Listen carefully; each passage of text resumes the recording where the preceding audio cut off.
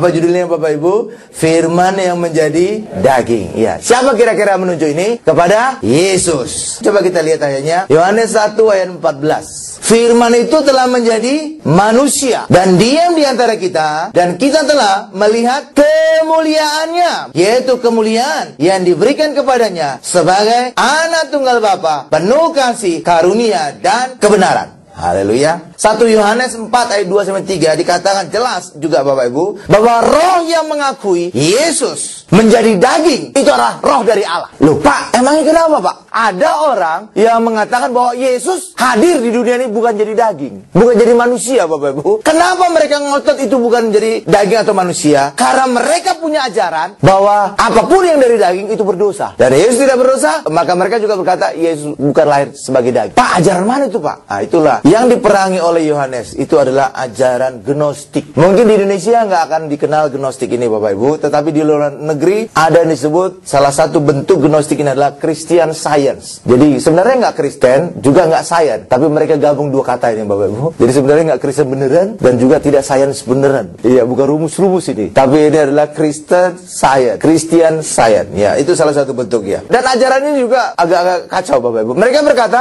mereka tidak ada kenal dosa, tidak ada itu penyakit, tidak ada itu kejahatan. Loh, lalu apa? Itu hanya persepsi manusia saja. Jadi dosa, kejahatan, penyakit hanya persepsi. Jadi jika orang mempersepsikan dosa, maka dia akan berbuat dosa. Ketika orang mempersepsikan kejahatan, maka mereka akan berbuat kejahatan. Jadi ajaran mereka demikian kacau. Karena itu juga Bapak Ibu, ajaran ini banyak penganutnya, tetapi dianut oleh para aktris di luar negeri, di Amerika sana. Termasuk itu yang saudara favoritin mungkin, namanya Tom Cruise. Itu dia Christian Science ini Bapak Ibu. Karena itulah saudara tahu, Tom Cruise itu dilarang di Thailand. Kenapa? Ada saingannya, Tom Yam.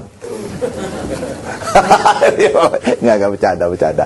Iya, itu pengatur Science. Kenapa artis itu banyak mengikuti ajaran Christian Science? Karena mereka juga dalam pekerjaan seperti gitu, melakoni sebuah tokoh, melakoni suatu tindakan. Benar Bapak Ibu? Seakan-akan.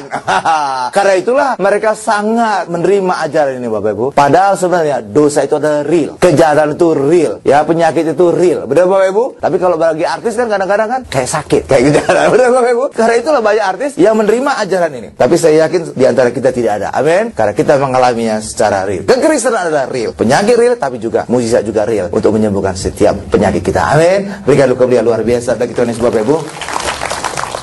Saya suka itu ucapannya Dr. Lumentut Bapak Ibu yang selalu membimbing kesaksian kan di Grand Indonesia. Penyakit itu nyata, tetapi lebih nyata lagi mujizat itu. Sehingga apa? Kita juga mengalami kesembuhan secara mujizat atas penyakit kita. Amin. Itu bagus itu. Ucapan itu bagus itu. Kelihatan beliau intelek. Coba sekarang kita lihat 1 Yohanes 1 ayat 1. Apa yang telah ada sejak semula. Lihat dulu kepada saya jelaskan. Umumnya para penulis Alkitab tidak berkata demikian Bapak Ibu. Ini sesuatu yang tidak lumrah, tidak biasanya. Biasanya para penulis kitab selalu berkata kepada semua orang kudus. Suratku ini kutujukan kepada jemaat. Suratku ini kutujukan kepada jemaat kudus. Suratku ini kutujukan kepada kekasihku. Iya, selalu demikian. Kepada anak-anakku. Tapi pembuka dari 1 Yohanes 1 ayat 1 agak aneh. Apa yang telah ada sejak semula? Ya, lengkapnya apa? Kita lanjutkan lagi. Apa yang telah ada sejak semula, yang telah kami dengar, yang telah kami lihat dengan mata kami, yang telah kami saksikan, dan yang telah kami raba dengan tangan kami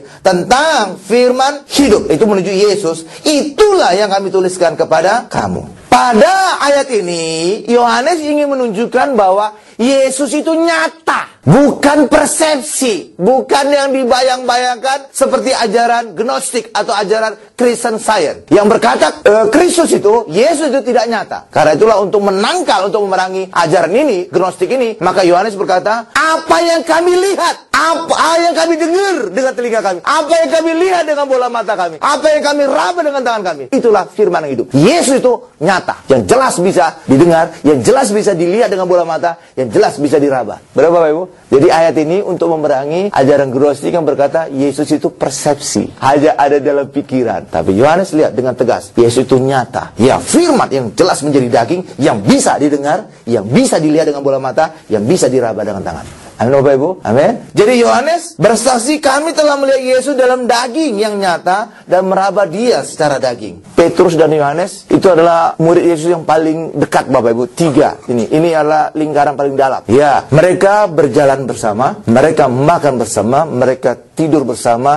Jadi benar-benar merasakan Yesus secara konkret, daging, firman yang menjadi daging. Dan itulah ingin disaksikan oleh Yohanes ini untuk memerangi ajaran gnostik. Dan Yesus harus lahir sebagai daging. Kenapa harus lahir sebagai daging Bapak Ibu? Supaya bisa menanggung dosa-dosa kita secara daging. Dan ketika Yesus menanggung dosa kita, dan Yesus siap disalibkan sebagai daging, dan lewat penebusan Yesus inilah maka kita bisa beroleh pengampunan dosa. Amin Bapak Ibu. Jadi Yesus bukan persepsi, Yesus bukan apa yang dibayangkan oleh banyak orang mungkin di luar negeri sana, tapi hari ini Yesus itu konkret, Yesus itu nyata, menanggung dosa kita secara nyata, disalib secara nyata, agar kita hari ini beroleh pengampunan dosa juga secara nyata. Amin. Berikan kemuliaan luar biasa bagi Tuhan Yesus.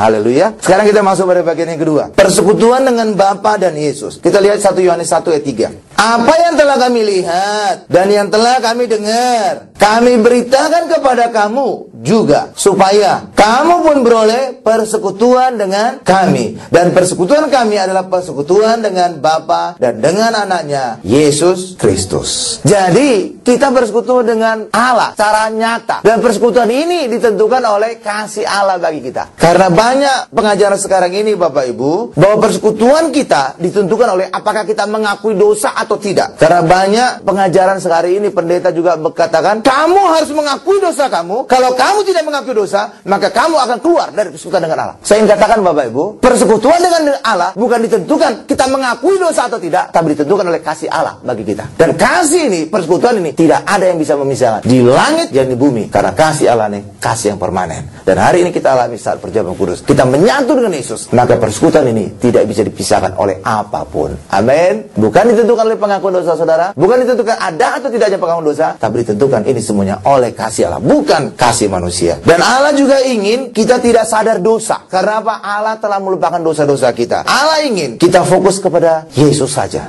Kenapa masih ada orang sadar dosa Bapak Ibu? Saudara tahu kenapa? Karena mereka fokus kepada diri mereka. Seperti ini sekarang ya. Kalau saudara melihat kepada diri saudara, dan memang dunia mengajar kita fokus kepada diri kita. Karena kalau mungkin ada ajaran-ajaran selalu berkata, be yourself, jadilah dirimu sendiri. Periksa dirimu sendiri, introspeksi dirimu. Ya Bapak Ibu kan? Sering kan saudara dengar kan? Ya, artinya orang suruh meriksa dirinya, benar? Tapi bagi kekristenan, saudara bukan fokus kepada diri saudara, tapi kekristenan kita fokus kepada Yesus. Itulah sebabnya Tuhan Yesus berkata begini, barang siapa yang ingin mengikut aku, dia harus menyangkal dirinya. Jadi jangan lagi ngomong dirimu sendiri, tapi ngomong tentang Yesus. Jangan lagi berbicara tentang perbuatan baik diri kita, tapi berbicara tentang kebaikan Yesus. Jangan lagi berbicara tentang kasih kita, tapi berbicara tentang kasih Yesus. Jangan lagi berbicara tentang ketaatan kita, tapi berbicara tentang ketaatan Yesus. Tapi banyak sekarang orang Kristen, bahkan juga pendeta Bapak Ibu mengkorbankan tentang apa yang harus kita lakukan, tentang apa yang harus tidak kita lakukan. Bahkan mereka berkata, kalau kita baik, kita diberkati. Kalau kita murah hati, kita akan diberkati. Kalau kita melakukan derma, maka kita diberkati. Kalau saudara mendengar ajaran itu satu ajaran yang salah. Kenapa? Kalau saudara mengacu kepada diri saudara, maka saudara menjadi juru selamat bagi diri saudara. Karena aku benar, maka aku selamat. Karena aku murah hati, maka aku diberkati. Karena aku berderma, maka aku jadi terpelihara. Maka saudara menjadi juru selamat bagi diri saudara sendiri. Tapi hari ini, karena kebaikan Yesus, kita selamat. Karena kebaikan kasih Yesus, kita diberkati. Karena kebaikan Yesus, kita mengalami kemenangan. Amin Bapak Ibu, semua harus fokus kepada Yesus. Kalau saudara fokus kepada diri saudara, saudara menjadi juru selamat bagi diri saudara. Hari ini, sadari bahwa Yesuslah juru selamat kita. Itulah sebabnya Yesus berkata, barang siapa yang akan mengikut aku, harus sangkal diri. Jangan lagi menyebut diri saudara, tapi menyebutlah tentang Yesus. Amin. Berikan kemuliaan luar biasa bagi Tuhan Yesus.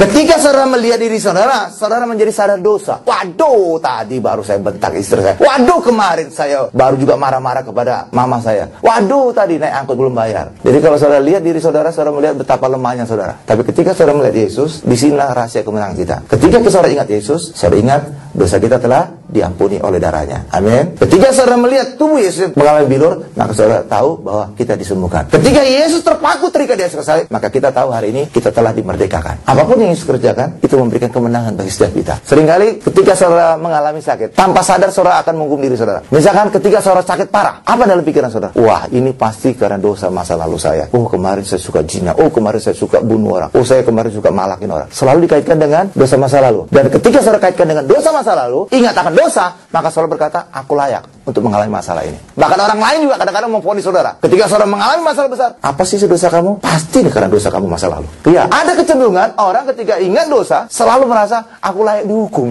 aku layak sakit, aku layak bangkrut, aku layak mengalami masalah besar. Karena itulah Allah sangat-sangat anti untuk umatnya ingat akan dosa. Karena itulah Allah telah lupa akan dosa mereka. Ketika saudara lupa dosa, saudara akan berkata, aku berani datang ke taat Allah, aku berani minta kesembuhan, aku berani minta berkat, aku berani minta jodoh, aku berani minta keturunan, aku berani minta banyak hal. Tapi ketika saudara ingat dosa saudara, aduh aku takut dengan Allah, aku najis terlalu dengan Allah, aku tidak layak mendapatkan terbaik. Karena itulah hari ini Allah sangat ingin saudara lupa atas dosa saudara. Dan memang Yesus telah menghapus dosa kita secara sempurna, baik dalam pikiran maupun secara konkret di dalam kehidupan kita. Amin. Berikan kemuliaan luar biasa bagi Yesus.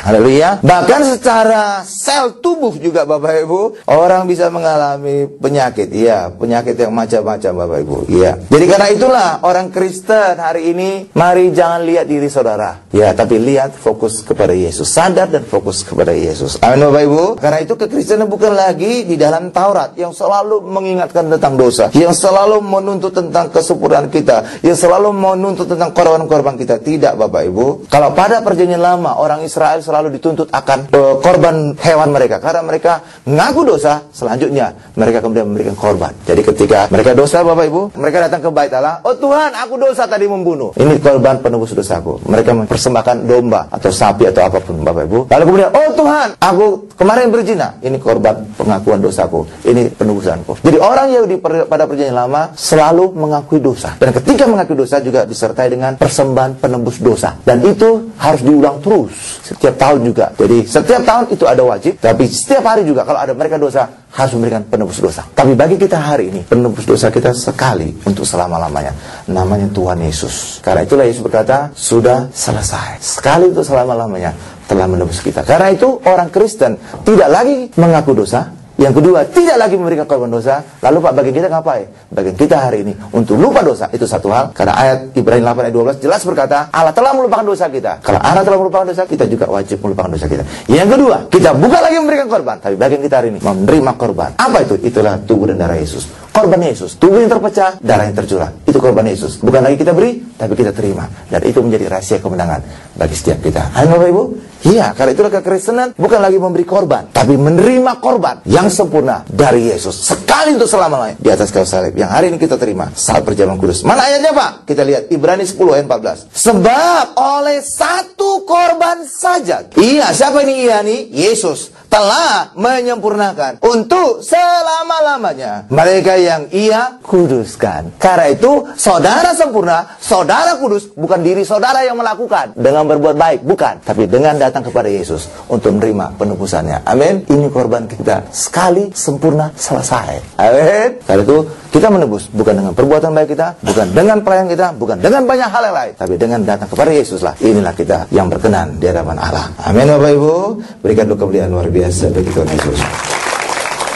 Sekarang kita masuk pada bagian yang ketiga. Kebenaran ada dalam hidup orang Kristen. Roma 10 ayat 4. Sebab Kristus adalah kegenapan hukum Taurat, sehingga kebenaran diperoleh tiap-tiap orang yang percaya. Jadi saudara menerima kebenaran kalau apa? Percaya. Saudara menerima kebenaran bukan karena perbuatan saudara. Saudara terima kebenaran karena percaya kepada Yesus yang telah menggenapi Taurat. Itu kata Alkitab, bukan kata manusia. Benar Bapak Ibu? Karena itu orang Kristen harus kembali kepada ayat. Kalau saudara mengacu kepada manusia, saudara terombang-ambing. Oh, si pendeta A berkata gini, pendeta B berkata begini, pendeta C berkata, pusing lah, pusing, bingung. Haleluya. Ngacu kepada ayat, saudara pasti kuat. Karena apa? Ini samanya seluruh dunia, dan Allah pasti mendukung firman-Nya. Jadi kebenaran kita bukan ditentukan oleh apa yang kita anggap benar, bukan ditentukan oleh apa perbuatan baik kita, tapi ditentukan oleh percaya kepada Yesus yang telah menggenapi Taurat. Tadi dikatakan bahwa Kristus adalah kegenapan hukum Taurat. Itu bahasa Indonesia. Kalau dalam bahasa Inggrisnya adalah for Christ is the end of the law. Artinya Kristus adalah akhir dari hukum Taurat. Itu terjemahan bebas ya Bapak Ibu. Iya. Kok bisa demikian Pak? Ya, saya akan memberikan contoh ilustrasi lah. Semula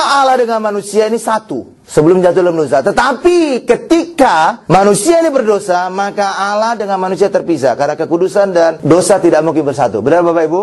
Di tengah-tengah ini ada dosa yang menjadi pemisah. Kalau Allah hanya berhenti pada ini, semua manusia mati Bapak Ibu. Lalu, untuk agar manusia ini tidak dihukum oleh Allah, bahkan bisa diberkati oleh Allah, maka manusia harus memenuhi syarat. Dan syarat itu adalah dia harus melakukan hukum Taurat. Kalau manusia gagal melakukan hukum Taurat ini, maka Allah menganggap manusia yang berdosa. Jadi manusia ini harus melakukan hukum Taurat ini. Jadi, pada masa perjanjian lama, orang benar dengan melakukan hukum Taurat. Karena ini, hukum Taurat ini standar kebenaran Allah. Ini hukum dari surga. Karena itulah manusia harus melakukan ini supaya benar di hadapan Allah. Tetapi Allah melihat manusia ini tidak mungkin melakukan hukum Taurat. Ya, tidak mungkin. Karena Taurat ini sempurna, manusia ini tidak sempurna. Itulah sebabnya manusia yang ingin berusaha melakukan hukum Taurat ini selalu gagal. Dan kalau gagal pasti dihukum. Lalu bagaimana Pak agar manusia ini tidak dihukum? Maka Allah memberikan jalan keluarnya. Manusia ini harus memberi korban penebus dosa. Itulah sebabnya setiap tahun imam besar membawa korban darah ke ruang Maha Kudus. Dan itu terjadi pada hari pendamaian, atau istilah juga hari penebusan, atau bahasa Ibrani-nya disebut Yom Kippur, supaya dosa orang Israel terampuni oleh korban tadi setiap tahun. Itu yang normal. Tapi kalau seandainya ada orang Israel yang berdosa, mungkin berzina atau membunuh atau segala menipu segala macam, ya mencuri, maka dia harus memberikan korban spesial untuk dirinya sendiri. Tapi secara umum orang Israel diampuni Allah lewat korban yang diberikan imam. Itulah setiap tahun namanya hari pendamaian. Jadi Allah mengampuni orang Israel dengan adanya korban setiap tahun pada hari Yom Kippur atau hari pendamaian penebusan. Tapi Allah tidak ingin hanya seperti ini Bapak Ibu. Ini hanya penutup dosa, bukan menghapuskan dosa, sebab korban ini tidak sepadan dengan nyawa orang Israel. Jadi ini hanya menutupi dosa. Karena itulah Allah memberikan solusi yang sempurna, dan itu lewat mengutus Yesus, anak domba Allah. Dan inilah korban yang sempurna. Dan lewat korban ini hukum Taurat ini digenapi oleh Yesus. Itu yang tadi kita baca. Bukan menutup dosa, menghapus dosa.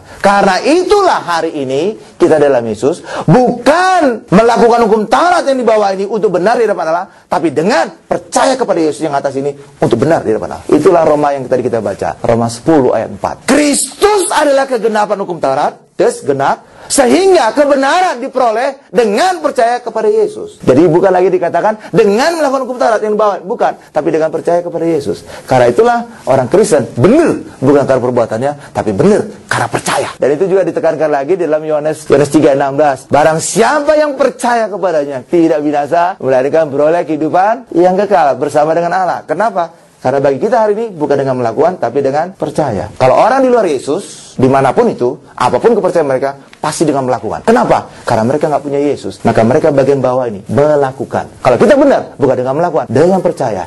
Haleluya Bapak Ibu. Karena itulah kalau dalam bahasa Inggris dikatakan bahwa for Christ is the end of the law. Kristus adalah akhir dari hukum Taurat. Iya, karena ketika kita percaya di dalam Yesus, maka bukan lagi hukum Taurat ini, tapi Yesus yang kita imani. Yesus yang kita hidupi.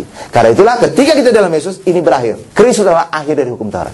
Jadi secara sehari-hari ginilah kira-kira. Hukum Taurat itu hukum, makanya namanya hukum Taurat. Sifat hukum, saudara tahu sifat hukum, hanya bergerak, hanya aktif, hanya bekerja ketika di situ ada pelanggaran. Kalau tidak ada pelanggaran, maka hukum itu akan diam. Saya ambil contoh. Undang-undang lalu lintas. Ada mengatur kalau saudara menabrak orang mati, maka dihukum. Seperti anak menteri.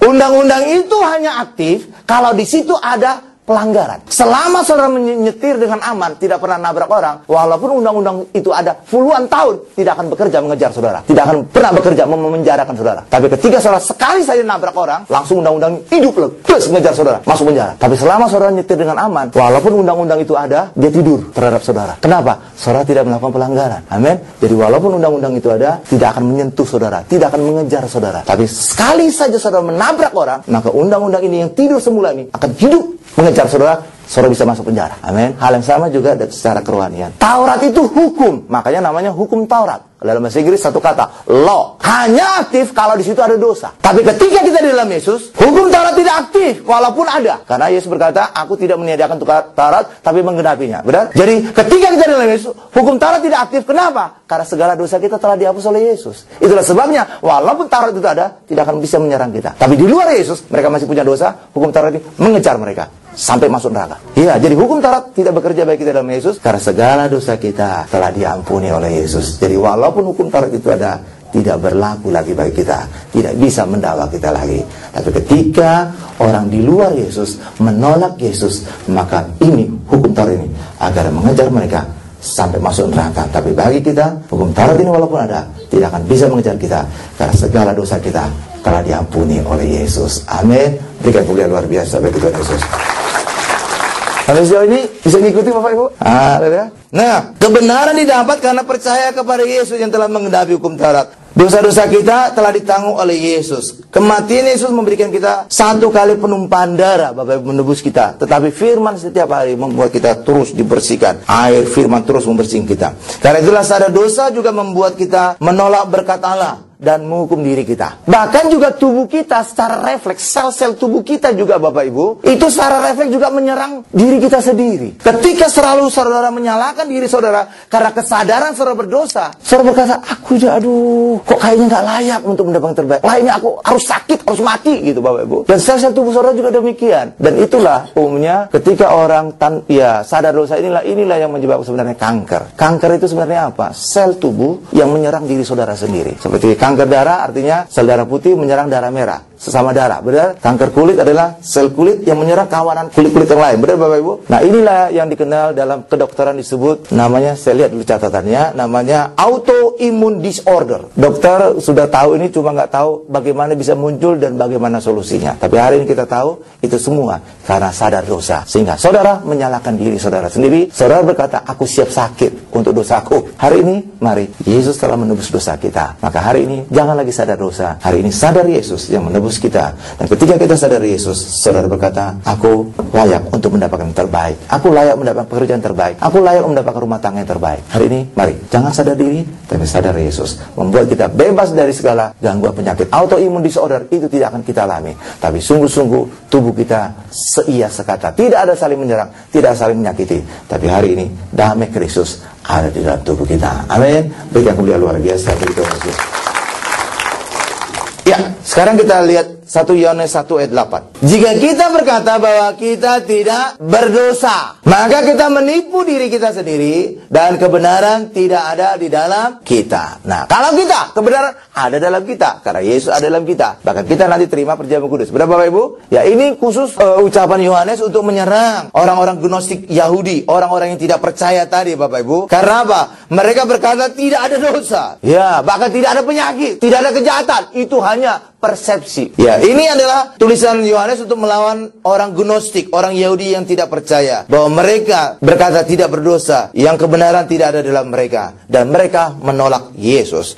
Ya, bagi kita hari ini, kita ada kebenaran karena hari ini Yesus ada dalam kita, kita dalam Yesus. Maka segala dosa kita telah diampuni Yesus. Yang kedua, kita dibenarkan oleh Allah. Amin.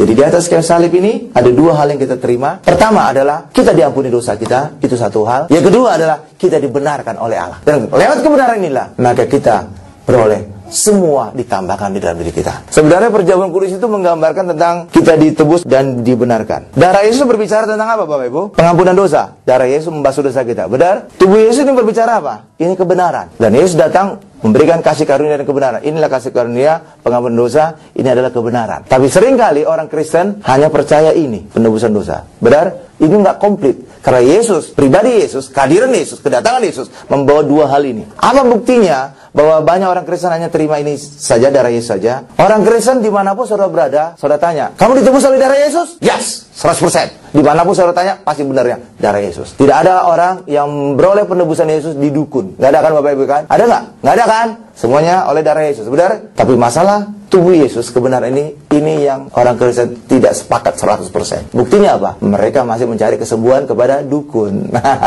Mereka masih mencari berkat ke Gunung Kawi dan segala macam. Benar? Karena apa?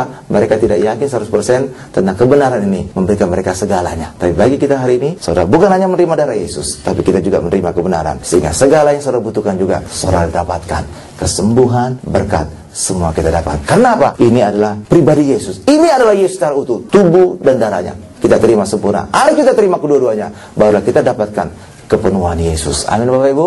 Haleluya. Nanti kita terima perjamuan kudus. Saudara bukan hanya beroleh penebusan dosa, tapi yang kedua juga kesembuhan dan berkat kita alami dalam kehidupan kita. Amin. Berikan kemuliaan paling dahsyat, luar biasa, paling lama bagi Tuhan Yesus. Kita tundukkan kepala kita.